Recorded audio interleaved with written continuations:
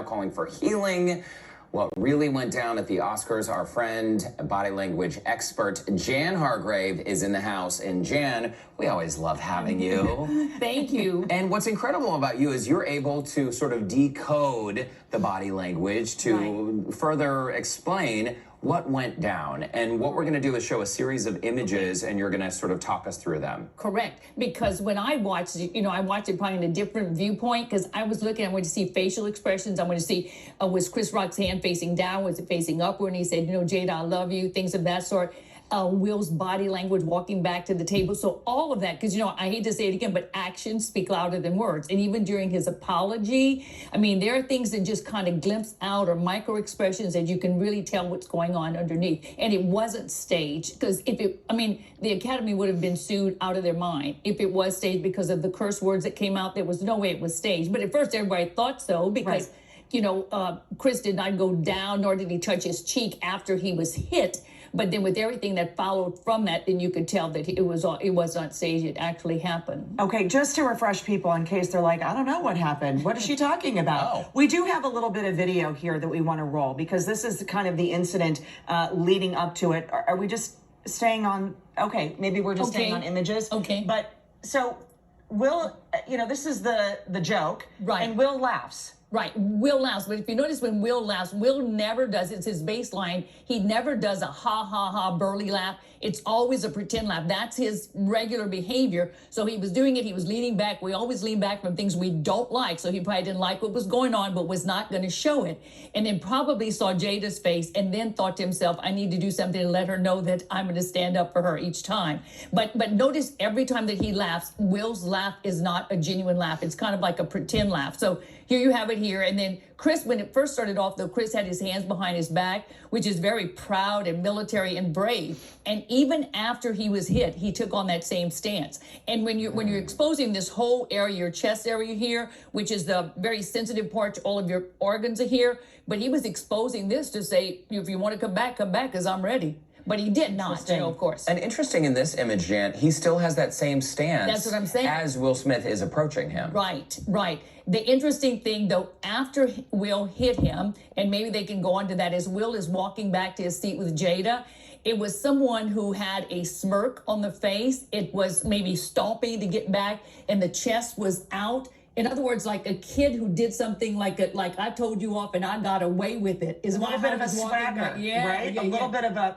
Sure, with a little bit of a swagger there. And then went back to his seat. You see he's holding onto his shirt here, but the chest is puffed out and you have this little smirk on the face. So all of those together, he was proud with what he had done at the moment. He's probably very sorry now with what he had done, but at the moment he was proud. Then went back to his seat, and then as he sat, he again, he raises his chin and then uses some curse words and talks to Chris this way. So raising up of the chin is a sign of belligerent, like I'm putting my nose down at you, is really the impression that he gave when he was saying those words. Interesting. So yeah, it was interesting to watch. Now, Jada and Will, we have a shot, this here, they're really looking intensely at one another.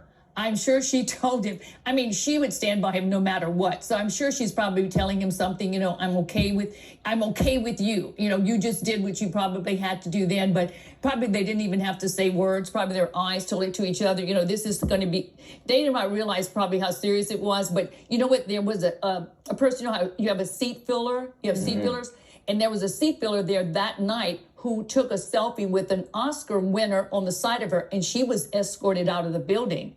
So this was pretty tough, and to not have him escorted out of the building is, I think, a bad thing. In Hollywood, the children saw this, and bullying is big in the United States, and we can't let someone hit someone and then be awarded with a statue. That's a very bad impression. So Hollywood's going to have to do something, maybe set something straight, some boundaries. And then even during his speech, and I don't know if you saw the speech when he apologized at the end, he's talking, but he is not talking sincerely. He's probably at this time kind of, still boasting that he won. He's crying, but at one time he says, I want to apologize to the Academy. He brings his hand here. And I've always told you, left-handed gestures are highly associated with someone being dishonest. So as he says, I apologize, his hand comes here and then it comes back out. I know that sometimes he wiped away the tear, but when he said, I apologize to the Academy, my other nominees also. So in the end, it's probably not going to turn out that well for him. But the body language gave it all away about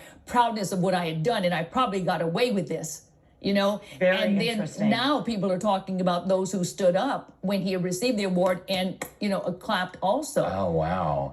Interesting too. I mean, the body language is different here, but it's interesting, Jan, your take on it. Despite the tears, despite everything he's saying right now, you don't believe a word he's saying. No, he probably was crying because he's happy that he won, but I don't think that he's sincere about it. He just knew he had to do that. And he had to save face by saying, I hope they invite me back next year, and kind of made a joke about it, kind of pushing back his shoulders. But he never, ever in his life laughs comfortably and genuinely. It's always kind of, so, he had struggles with his family. I think when he was 9 years old, there was some abuse, something he did not stop his father from doing, something with his mother. So you don't know how these things get up in a child's life. And then later on in life, maybe when they're exposed to something else, it just makes them just rebel. Yeah, we're taught at a very young age, and this is a teaching moment, I think, as we have children as well, to keep our hands to ourselves, right?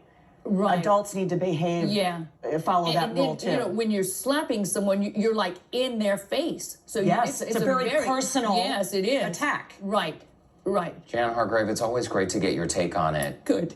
It's great to have I wanted to use that with my right hand, not my left. Yeah, it's a very sure. personal attack. And we will have you back.